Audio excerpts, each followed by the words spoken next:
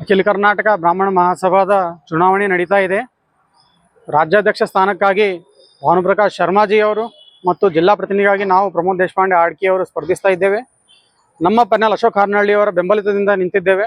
ಕಳೆದ 3 ವರ್ಷದಲ್ಲಿ ಹಲವಾರು ಕಾರ್ಯಕ್ರಮಗಳು ಕಲಬುರಗಿ ಜಿಲ್ಲೆಯಲ್ಲಿ ನಾವು ಮಾಡಿದ್ದೇವೆ. ಅಶೋಕ್ ಹಾರ್ನಹಳ್ಳಿ ಅವರು ಹಲವಾರು ಕಾರ್ಯಕ್ರಮಗಳು ಮಾಡಿದ್ದಾರೆ. ಹೆಲ್ತ್ ಕೇರ್ ವಿಂಗ್ ಅಂತ ಮಾಡಿದ್ದಾರೆ, ಯೂತ್ ವಿಂಗ್ ಮಾಡಿದ್ದಾರೆ, ಲಾಯರ್ಸ್ ವಿಂಗ್ ಮಾಡಿದ್ದಾರೆ, ಡಾಕ್ಟರ್ಸ್ ವಿಂಗ್ ಮಾಡಿದ್ದಾರೆ.